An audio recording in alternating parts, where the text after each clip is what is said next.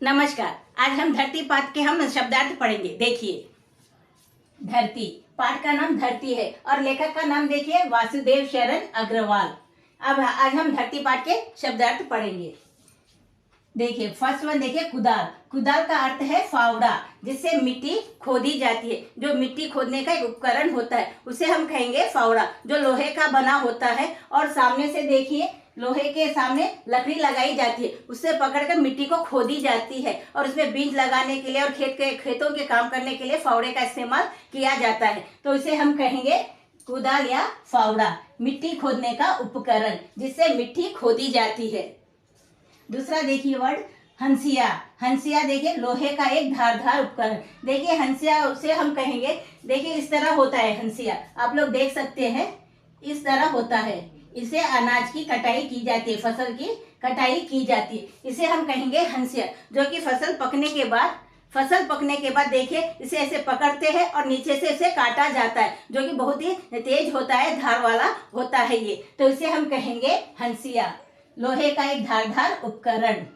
धकड़ा। धकड़ा का अर्थ है यहाँ पर बैलगाड़ी। देखिए जो लकड़ी के पहिए होते हैं, सामने दो बैल लगाए जाते हैं और उसके ऊपर एक तख्त लगाया जाता है, इसे हम बैलगाड़ी कहेंगे।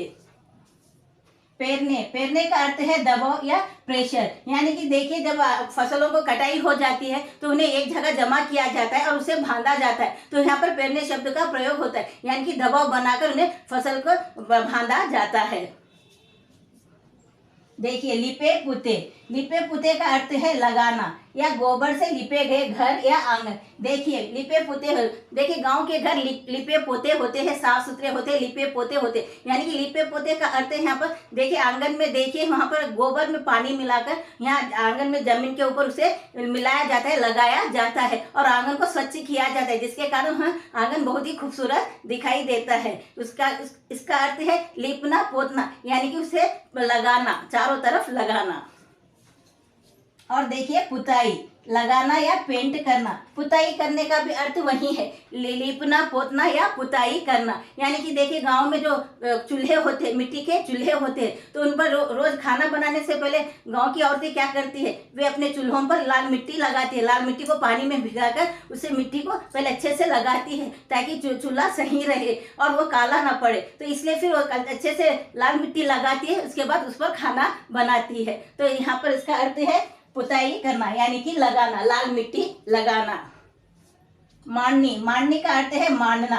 देखिए उसका दूसरा अर्थ फसल के डंठल और अनाज को अलग करने की क्रिया। देखिए मांडनी का अर्थ है अनाज, और देखिए उसमें जो काड़ियाँ होती है, अनाज में जो छोटे छोटे काड़ियाँ होती है, कंकर होते हैं और देखिए उसमें कुछ पत्ते वगैरह होते हैं, तो जिसको खेतों में जब कटाई करते हैं तब क्या करते हैं, अनाज को, फसल को अलग किया जाता है, फसल में से अनाज को अलग किया जाता है और डेंटल काड़ियों को अलग किया जाता है। तो कुछ गाँव की औरतें क्या करती है, सूप के द्वारा भी उसे झटक कर साफ करती है और हाथ से चुनकर भी साफ करती है। और देखिए गाँव में तो अब बड़े बड़े मशीन भी आ गए, जिससे अनाज जब फसल की कटाई होती है तो वो क्या करते हैं, अनाज अलग से निकाल लेते हैं और डेंटल काड़ियाँ जो होती है, पत्ते होते हैं, काड़ियाँ जो होती है, उसे अलग किया जाता है, तो उसे कहेंगे हम यहाँ पर मांडनी।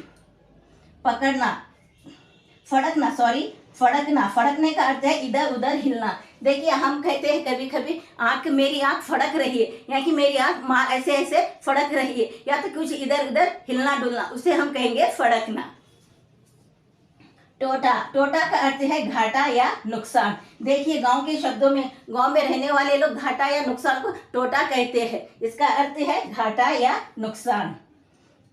चिलकन। चिलकन का अर्थ है रह रह कर दर्द होना। देखिए कभी कभी ऐसे दर्द होते हैं, कभी हमें दर्द होता है, कभी नहीं होते, और कभी कभी ऐसा होता है कि हम ज्यादा काम करने के कारण हमारा दर्द बढ़ जाता है, तो उसे कहते हैं चिलकन, जो कि रह रह कर दर्द उठता है और पीड़ा होती है। तो इसका अर्थ देखिए दो है, रह रह कर दर्द होना और पीड़ा होना। पीड़ा होने का अर्थ भी है यहाँ पर दर्द होना। इसी प्रकार के वीडियोस देखते रहने के लिए लाइक शेयर कमेंट करें और सब्सक्राइब भी जरूर करें। धन्यवाद।